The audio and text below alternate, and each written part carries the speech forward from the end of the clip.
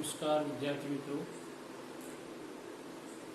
પ્રકરણ 2 ની અંદર આજે આપણે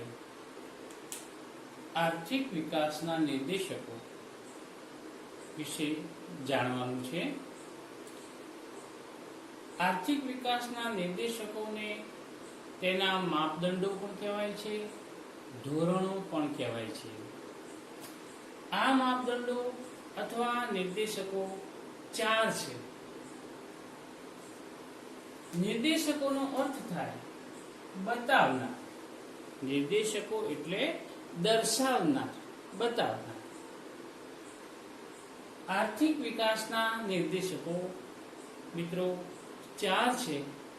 1 રાષ્ટ્રીય આવકનો વૃદ્ધિ દર, 2 માથાદીઠ આવકનો વૃદ્ધિ દર, 3 જીવનની ભૌતિક ગુણવત્તા આંક અને 4 માનવ વિકાસ આંક. સૌપ્રથમ આપણે આર્થિક વિકાસના નિર્દેશકનો અર્થ જાણીએ કે આર્થિક વિકાસનો નિર્દેશક કોને કહેવાય. તો પહેલા એનો અર્થ જાણીશું. મિત્રો, કોઈ પણ દેશમાં આર્થિક વિકાસ થયો છે અને કેટલો થયો છે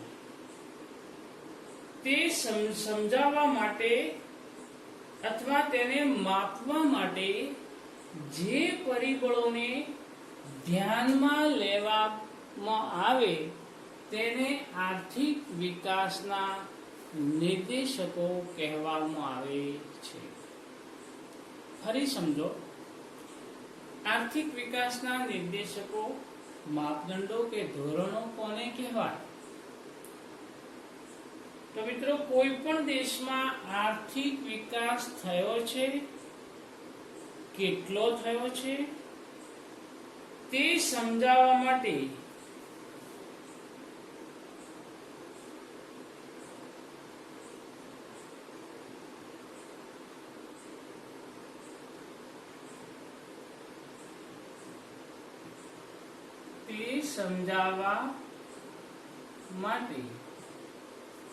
જે પરિબળો ને ધ્યાનમાં લેવા પડે, ધ્યાનમાં લેવામાં આવતા પરિબળો ને આર્થિક વિકાસના નિર્દેશકો કહેવાય. કોઈ પણ દેશમાં આર્થિક વિકાસ કેટલો થયો છે, કેટલા પ્રમાણમાં થયો છે તે સમજાવવા માટે ધ્યાનમાં લેવામાં આવતા જે પરિબળો છે એ પરિબળોને આર્થિક વિકાસના નિર્દેશકો કહેવાય છે. મિત્રો, જેમ થર્મોમીટર શરીરના તાપમાનને માપે છે કે શરીરમાં તાપમાન કેટલું છે, અમુક શરીરનું તાપમાન અમુક મર્યાદાથી વધી જાય, દાખલા તરીકે 80, 85 થી 100 નજીક પહોંચી જાય તો સમજવું કે આપણને કોઈ બુખાર કે તાવ કે શરીરની ગરમી વધી છે. એ થર્મોમીટર આપણને બતાવી શકે. તો એ જ રીતે જેમ થર્મોમીટર શરીરના તાપમાનમાં થયેલો ફેરફાર માપે છે, તેમ આર્થિક વિકાસના નિર્દેશકો દેશનો કેટલો વિકાસ થયો છે તે માપે છે. તો અહીંયા આ આર્થિક વિકાસના જે નિર્દેશકો છે મિત્રો એ 4 છે. 1 રાષ્ટ્રીય આવકનો વૃદ્ધિ દર,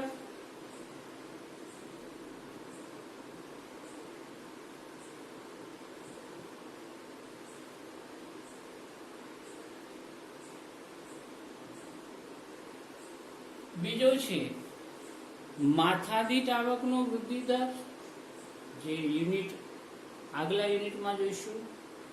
ત્રીજો છે જીવનની ભૌતિક ગુણવત્તા આંક PQLI, physical quality life index. અને છેલ્લો છે માનવ વિકાસ આંક, હ્યુમન ડેવલપમેન્ટ ઇન્ડેક્સ, HDI. આ 4 આર્થિક વિકાસના નિર્દેશકો છે.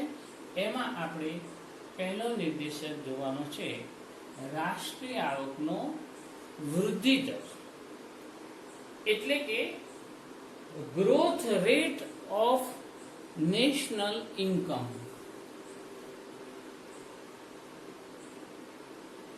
Growth rate of national income. આ રાષ્ટ્રીય આવકનો વૃદ્ધિ દર એ આર્થિક વિકાસનો પહેલો માપદંડ છે. મિત્રો, આપણે એની થોડી વાત કરીશું કે જ્યારે આયોજનની શરૂઆત થઈ 1950-51માં, 1950 થી 1970 આ 30-20 વર્ષના ગાળામાં આર્થિક વિકાસ માપવા માટે રાષ્ટ્રીય આવક વૃદ્ધિ દરને વધારે મહત્વ આપવામાં આવતું. આયોજનની શરૂઆતના 2 દાયકામાં રાષ્ટ્રીય આવક વૃદ્ધિ દરને વધુ મહત્વ આપવામાં આવતું. એની એ સમયે એવી માન્યતા હતી કે રાષ્ટ્રીય વાસ્તવિક આવક જો વધે તો આર્થિક વિકાસ થાય. રાષ્ટ્રીય વાસ્તવિક આવક વધે તો જ તે દેશનો આર્થિક વિકાસ થાય અને ગરીબી અને બેકારીના પ્રશ્નો આપમેળે ઉકેલાય. આવી માન્યતા શરૂઆતના 2 દાયકામાં હતી. તો મિત્રો, એના ઉપરથી આપણે આ એક પહેલો માપદંડ જોઈ શકીશું કે આર્થિક વિકાસનો પહેલો માપદંડ રાષ્ટ્રીય આવકનો વૃદ્ધિ દર કેમ ગણવો.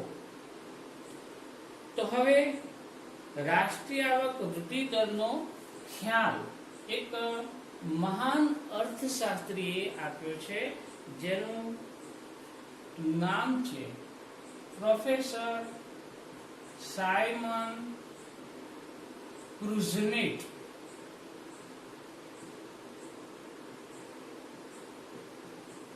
પ્રોફેસર સાયમન ક્રુઝનેટ આર્થિક વિકાસના નિર્દેશક વિશે શું કહે છે?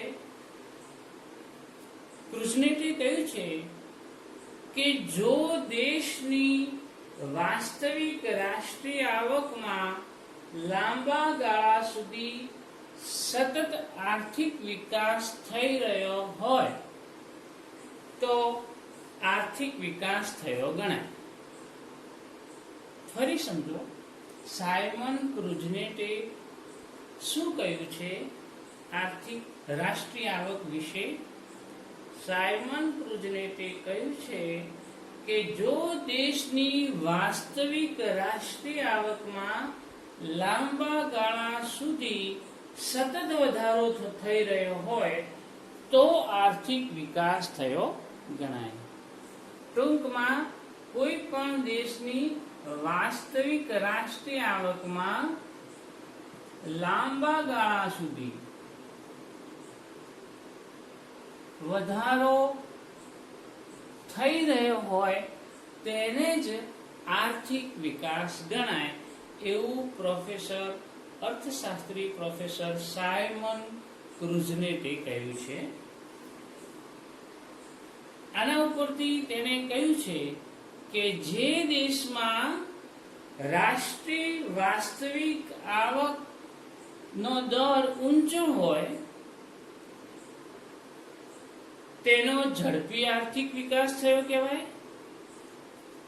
જે દેશમાં રાષ્ટ્રીય વાસ્તવિક આવકનો દર નીચો હોય તો તેની વિકાસ આર્થિક વિકાસ મંદ ગણાય, ઊંચો હોય તો ઝડપી ગણાય, નીચો હોય તો મંદ ગણાય, અને જો દેશની વાસ્તવિક આવકમાં કોઈ વધારો કે ઘટાડો ન થતો હોય તો તેને સ્થગિતતા કહેવાય, આર્થિક સ્થગિતતા કહેવાય.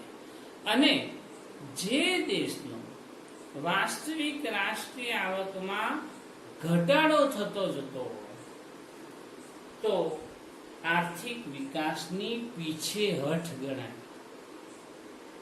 મિત્રો, આ 4 બાબતો ક્રુઝનેટે દર્શાવી છે. તો આ પ્રમાણે આપણે જોવા જઈએ તો ક્રુઝનેટે આ માપદંડ પ્રમાણે નાણાકીય આવકને નહીં પરંતુ વાસ્તવિક આવકને ધ્યાનમાં લીધી છે. એટલા માટે રાષ્ટ્રીય આવકને બજાર ભાવે નહીં પરંતુ સ્થિર ભાવે ગણતરી કરવાનો પ્રયત્ન થયો છે. બજાર ભાવે નહીં પણ સ્થિર ભાવે રાષ્ટ્રીય આવકને ગણતરી કરવાનો પ્રયત્ન કર્યો છે, જેને એક અનુસૂચિ દ્વારા આપણે જોઈશું. અનુસૂચિ છે કે જુદા જુદા દેશોની રાષ્ટ્રીય આવકના આધારે વિકાસની સરખામણી.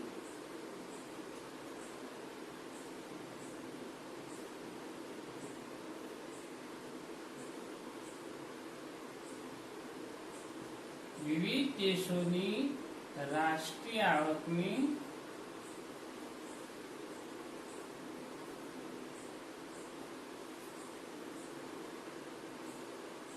વિકાસની સરખામણી. રાષ્ટ્રીય આવકના વિકાસની સરખામણી આપણે આ અનુસૂચિ દ્વારા જોઈશું. પહેલા દેશો જોઈશું અને બીજા ક્રમે આપણે રાષ્ટ્રીય આવક વાર્ષિક વૃદ્ધિ દર, રાષ્ટ્રીય આવક વાર્ષિક વૃદ્ધિ દર ટકામાં આપણે જોવાનો છે. 2014 ની અંદર ટકા. તો સૌ પ્રથમ નોર્વે ની વાત કરીશું, બીજા ક્રમે અમેરિકાની વાત કરીશું, ત્રીજા ક્રમે શ્રીલંકા, ચોથા ક્રમે ચીન, પાંચમા ક્રમે ભારત અને છઠ્ઠા ક્રમે પાકિસ્તાન.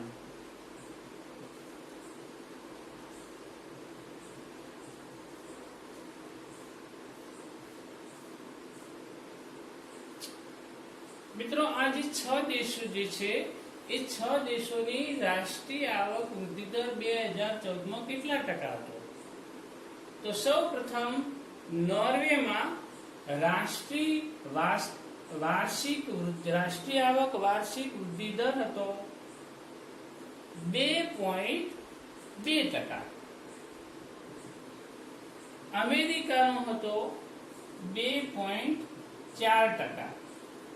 શ્રીલંકાનો હતો 4.5%, 4.5%.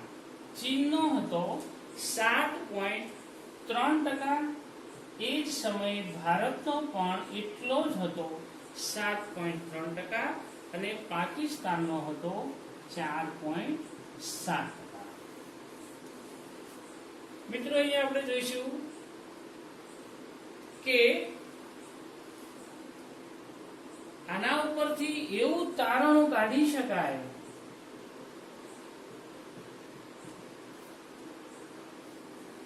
શું તારણ નીકળી શકે કે આ કોષ્ટકમાં નોર્વે, અમેરિકા, શ્રીલંકા, પાકિસ્તાન કરતા ભારતનો આર્થિક વૃદ્ધિ દર આ 4 દેશો કરતા ઊંચો છે.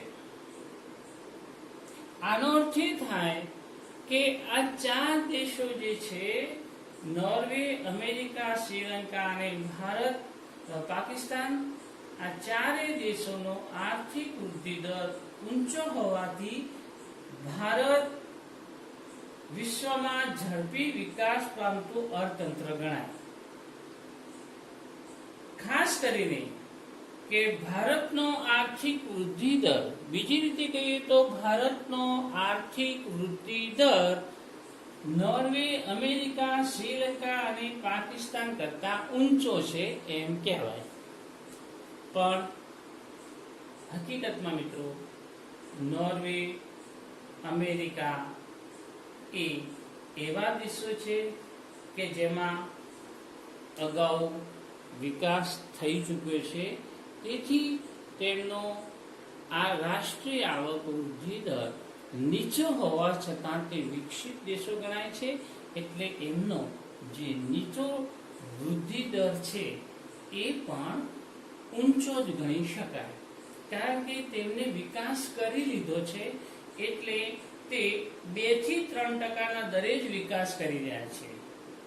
જ્યારે ભારત વિશ્વમાં પ્રગતિશીલ અથવા વિકાસશીલ ઝડપી વિકાસ પામતું અર્થતંત્ર ગણાય છે. એટલે ભારતનો આજે રાષ્ટ્રીય આવકનો વૃદ્ધિ દર ઊંચો રહ્યો છે એવું કહી શકાય. મિત્રો,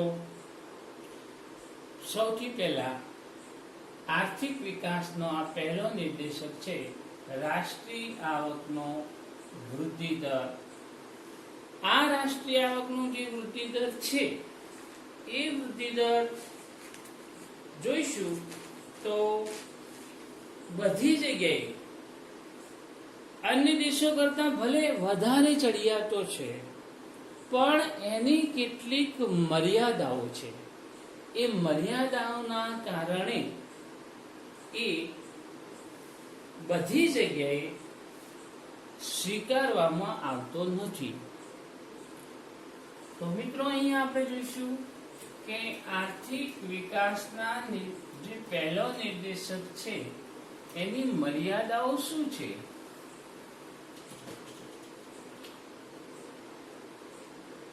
તો રાષ્ટ્રીય આવક વૃદ્ધિ દરની મર્યાદાઓ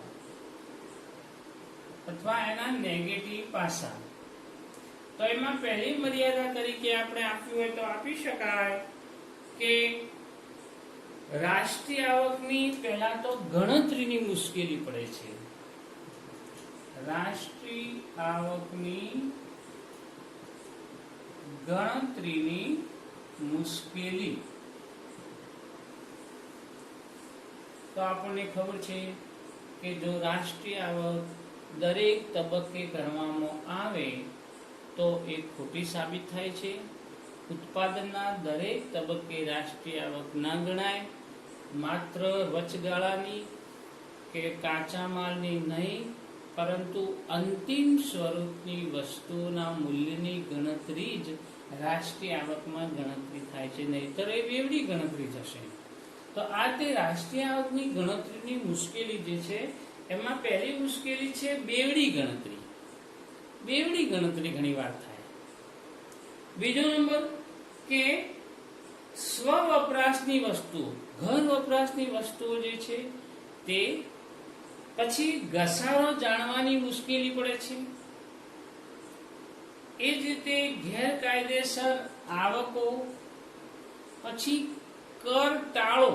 કેટલાક લોકો ટેક્સ ભરતા નથી, એ આવક ગુમાવવામાં આવે છે. એટલે કર ટાળોની વૃત્તિ, કર ચોરીની વૃત્તિ, આવા બધા પરિબળો એવા છે કે જે આપણા દેશની અંદર રાષ્ટ્રીય આવકની ગણતરીમાં મુશ્કેલી ઊભી કરે છે. આ ઉપરાંત સાટા પદ્ધતિ, વસ્તુના બદલામાં વસ્તુની આપ-લે કરવાની પદ્ધતિ, પછી નિરક્ષરતા. ભારતમાં નિરક્ષરતા વધારે છે. એકથી વધુ વ્યવસાયમાં કામ કરતા લોકો, એકથી વધારે ઓવર ડ્યુટી એટલે કે વધારાનો સમય ફાળવતા લોકો, આવી વધારે વ્યવસાયમાં રોકાયેલા લોકો, આવા કારણસર દેશની રાષ્ટ્રીય આવક અને સાચો વૃદ્ધિ દર જાણી શકાતો નથી. એટલે રાષ્ટ્રીય આવક એને સાચો માપદંડ ગણવામાં આવતો નથી. આ એની પહેલી મુશ્કેલી છે. બીજી મુશ્કેલી છે મિત્રો ખાસ કરીને કે પોપ્યુલેશન, વસ્તી. આપણા દેશની અંદર વસ્તી વધે છે એટલે કે કોઈ પણ દેશ હોય, કોઈ પણ દેશની નિરપેક્ષ રીતે જો રાષ્ટ્રીય આવક જાણવામાં આવે તો એના આર્થિક વિકાસનો સાચો ખ્યાલ આવી શકતો નથી. જો સાચો આર્થિક વિકાસનો સાચો ખ્યાલ મેળવવો હોય તો તે સાથે સાથે રાષ્ટ્રીય આવક વૃદ્ધિ દરની સાથે તે દેશની વસ્તી વૃદ્ધિનો દર પણ જાણવો પડે. એ દેશની વસ્તીને ધ્યાનમાં લેવી પડે. દાખલા તરીકે બે દેશો છે, અ અને બ. અ દેશ અને બ દેશ. બે દેશો છે. એ બે દેશોમાં બ દેશની રાષ્ટ્રીય આવક ધારો કે વધુ છે, અની તુલનામાં બની રાષ્ટ્રીય આવક વધુ છે. પણ સાથે સાથે બ દેશની અંદર વસ્તી વૃદ્ધિનો દર ઊંચો હોય તો એ અની તુલનામાં એનો વિકાસનો દર નીચો કહેવાય.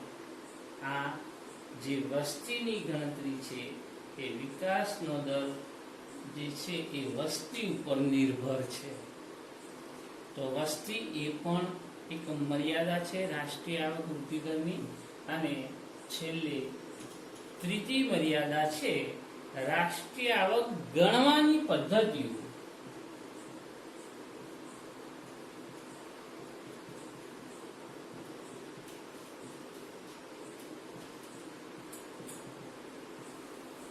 મિત્રો, રાષ્ટ્રીય આવકની ગણતરી સામાન્ય રીતે મુખ્યત્વે 3 રીતે થાય છે. 1. ઉત્પાદન, 2. આવક અને 3. ખર્ચ. આ 3 પદ્ધતિઓ દ્વારા જુદા જુદા દેશો પોતાને અનુકૂળ હોય તે પદ્ધતિનો ઉપયોગ કરીને રાષ્ટ્રીય આવકની ગણતરી કરે છે. હવે આપણે જોઈશું કે એક કરતા બીજી પદ્ધતિથી જો રાષ્ટ્રીય આવકની ગણતરી કોઈ દેશ કરશે તો થોડો તો ફરક પડે છે. સરખો રાષ્ટ્રીય આવકનો આંકડો આવશે નહીં. કોઈ ભારતે ધારો કે ઉત્પાદનની પદ્ધતિ પસંદ કરી હોય, જ્યારે પાકિસ્તાને આવકની પસંદગી કરી હોય, કોઈએ ખર્ચની પદ્ધતિ પસંદ કરી હોય, તો દરેક દેશની રાષ્ટ્રીય આવકનો આંક સરખો ક્યારે આવતો નથી. એમાં ફરક પડે છે, ભેદભાવ ઉભો થાય છે. આથી રાષ્ટ્રીય આવકના આધારે વિવિધ દેશોની વિકાસની કક્ષાની સરખામણી કરવાનું કાર્ય મુશ્કેલ હોય છે મિત્રો. અને એટલા માટે એ રાષ્ટ્રીય આવક ગણવાની જે પદ્ધતિઓ છે એના કારણે આ રાષ્ટ્રીય આવકનો વૃદ્ધિ દર એ નિર્દેશક પરિપૂર્ણ ગણાતો નથી. આવી કેટલીક મર્યાદાઓના કારણે રાષ્ટ્રીય આવકનો વૃદ્ધિ દર છે એ સર્વસ્વ ગણાતો નથી. મિત્રો, અહીંયા આર્થિક વિકાસનો પહેલો માપદંડ આપણે જોયો. હવે યુનિટ 7 ની અંદર આપણે માથાદીઠ આવકનો વૃદ્ધિ દર એવો બીજો આર્થિક વિકાસનો નિર્દેશક હવે પછી જોઈશું. અસ્તુ.